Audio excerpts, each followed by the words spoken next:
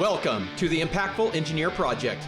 I'm Steve Maxey, and with my co-host and brother Jake, we are here to bring you guidance, fresh ideas, and the tools to help you become an impactful engineer.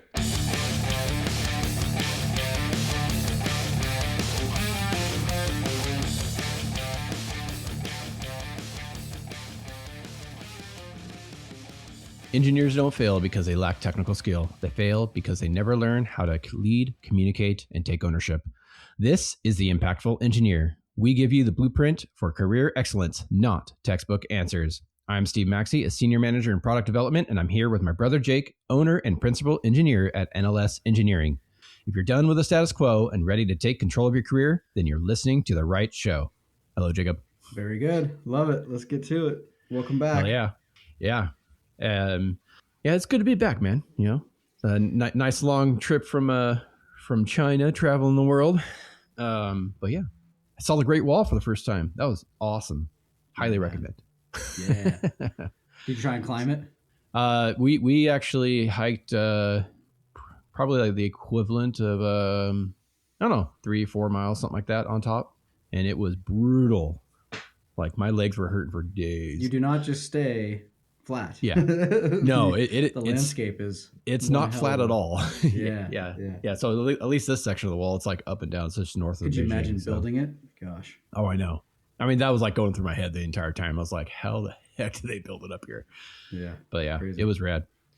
All right, Sweet. Cool. So I'm going to go through just our quick housekeeping stuff.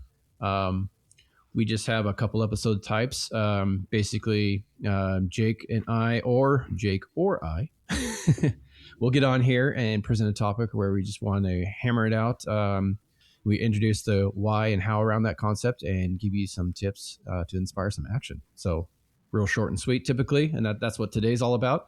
And then our other episode type is having a guest. Those are long format, hour-long type episodes where we get to share their perspective, mindset, and actionable tips around their area of genius. So awesome episodes, super fun to do, and I highly recommend you guys seek those out. But I got a cool topic for you today, Jacob. Sweet. So what I would like to talk about today is confidence and trust. Okay. So I'm going to define them real quick for us. So confidence is the receipt your brain gives you after you've kept enough promises to yourself. Okay.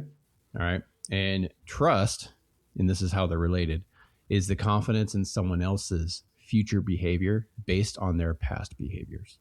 Mm-hmm. All right. Got it. So confidence is inward and trust is outward. Yep. But you build them the same way. So, That's right. So I want to talk about this, and first I'm going to start out with a little story. So I I didn't exercise with the dude. I worked with this engineer in the past, and he was notorious for showing up to meeting late, not showing up at all. He would say, "Oh yeah, I'm coming into work," and then he just didn't show up. And that just based on attendance, he annihilated the trust that everyone had in him and his ability to deliver and do anything. And so people stopped giving him work, stopped asking him questions, and he was essentially just dead in the water, all because he could not show up on time. And so it's these small deposits of trust or your withdrawals in his case that you're taking out of your trust bank. And then he had no confidence in his ability to execute because of the same thing.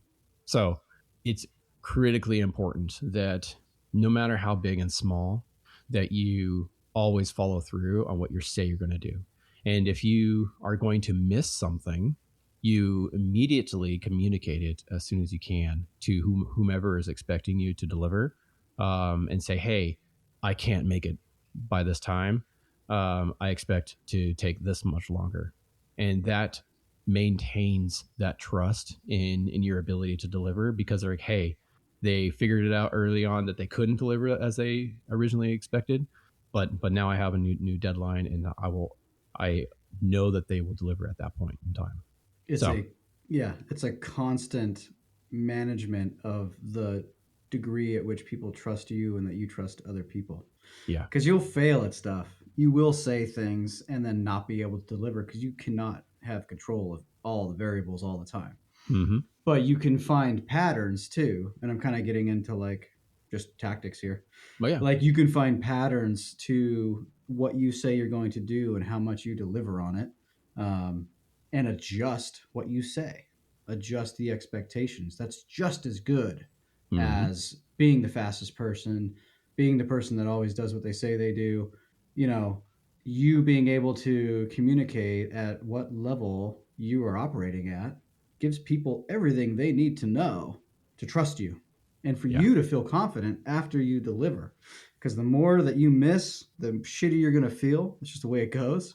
Mm-hmm. And the more that people don't get the things that you promise them, you know, the less trust is going to be, and that's obvious. But it's a constantly managed thing in your career that if you don't pay attention to it, will destroy you without you even knowing, or Mm-hmm. like degrade your ability to get where you want to go. Yeah. Yeah.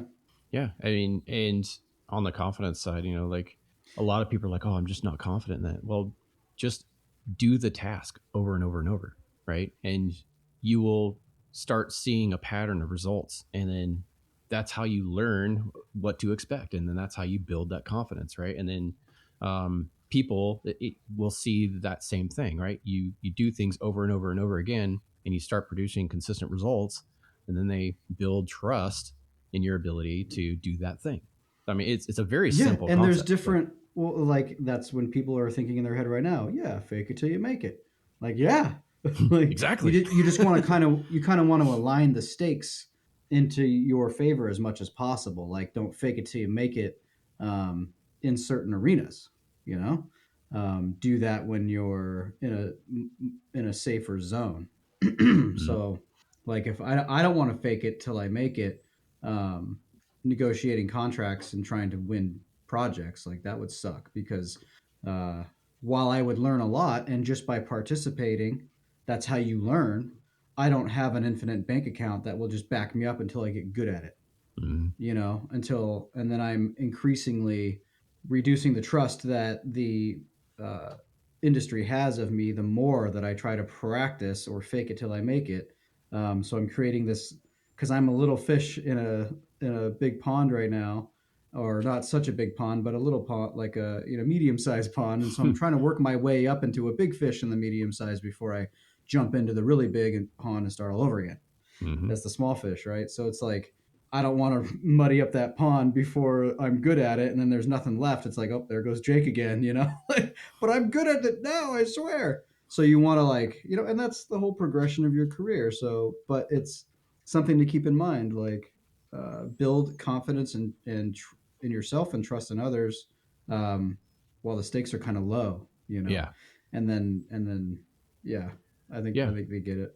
Oh, I mean, that's how you get the bigger and badder projects and the responsibilities and stuff like that, right? Is you prove yourself at a certain level, and then people want to give you more. They're like, hey, well, if he delivered on this, Yeah. maybe he can deliver on this, right? And then There's they'll have more reason to try you out and try to uh, get a bigger wins from you. there's little tricks to this too.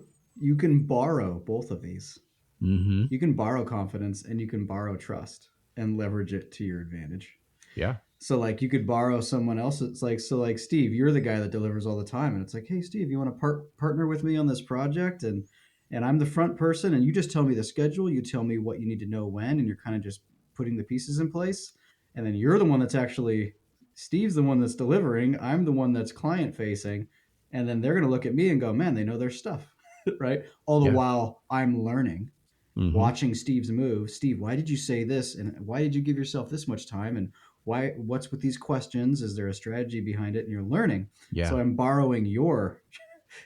I'm It's borrowing you to build trust and confidence, right? yeah. So It's you can do it's that too. it's it's trust by association, right? And people are like, oh, hey, Steve's so great about that, and but he was also working with Jake, so that must mean Jake's great at it too. Right. And that's the whole that's like the bedrock of an employer employee relationship. At least it should be. Mm-hmm. Oh yeah. You immediately start building the confidence and building the trust through the borrowed experience of the people Mm-hmm. ahead of you for the people that are coming up. And Yeah. then, as long as the people that are coming up, and these are the people we're talking to, right, um, don't degrade their own confidence and degrade the trust in that person, it'll work, Yeah. right? So you're part of this chain, Yeah. and so you really got to take this stuff to heart. And it's the responsibility of everyone to maintain the trust in the brand of wherever you work, Yep. with the customers, right? And y- yes, you get to borrow some of that trust from the brand. Like I work for company B, right? And company B is known as producer of quality and great work and always on time, blah blah blah. I'm borrowing some of that trust, and when I'm FaceTiming, or not FaceTiming, but customer facing with clients, Yeah. and they trust me because I work for company B. But now I have the responsibility to maintain that trust and to strengthen it even further. And if I don't, then I'm going to be showing the door real fast, right? Because that trust has been built over years and years and years, and it's much easier to destroy trust than it is to build it. Yep.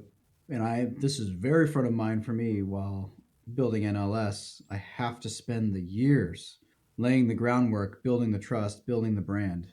Not completely myself, but a lot of it is myself, Mm-hmm. right? And people wonder why companies some are slow to hire, or some don't move um, as quickly with the headcount, or they take their time, or I don't know, the salaries are a different discussion, pay is a different discussion, how much you're worth is a different discussion, but like it's just another piece of the puzzle. Like as soon as I bring someone on, they are immediately borrowing that trust bank. Mm-hmm. And they could go out and spend it all, Yeah. or they can Make the build deposits more for and you. make more Yeah. deposits, and their deposits outweigh the withdrawals they're making, and net positive in the trust bank goes up, Mm-hmm. right? People don't even think about that at all. It's like, oh, give me a job and then take care of me and then give me everything I want and then uh, treat me well. And if you don't, I'm out. It's like, well, you got to realize what's on the line here, Mm-hmm. And I'm starting to really learn this. Like as I build this company, I'm a year in, 4 days ago, full time, and it's like I have worked my ass off to build the trust and the confidence that I have right now, and handing that to someone is going to be a risk. Yeah, And I absolutely. understand that more now than I ever have. And you don't really know until you step into the shoes, right? So, Mm-hmm. but I think that's applicable. You're the manager that's taking you on, and all everybody from the top down to the bottom, like they're all transferring this trust. Yeah. You got to take good care of it.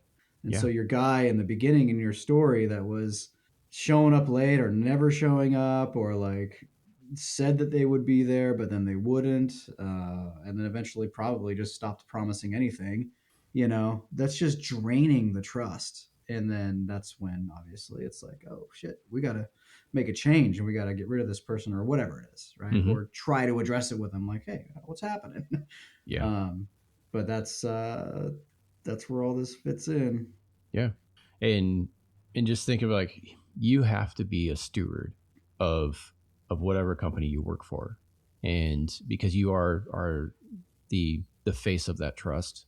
And so when I travel overseas, right, for my company, um, who does the people that I'm visiting see? They see me, right? They don't see anyone else. They don't see the president of the company. They don't see the people on the manufacturing floor. They don't see the accountants, et cetera, et cetera. They just all they see is me. And so I am a direct reflection of the company. And so it's a massive amount of trust that the company puts in me. And so I have to be a steward of that trust. It is critically important that I'm professional. I am on time. I, am polite, but also, direct and et cetera, et cetera, et cetera, right? I'm a steward of that trust that they have given me. And it is more important than you would imagine as an engineer, being that focus point. That's all there is to say. Yeah. All right. So if you learned something today, and I know you did, please share the show. It's the best way that we can continue and to create value and impact for the engineering community. And definitely leave us a review.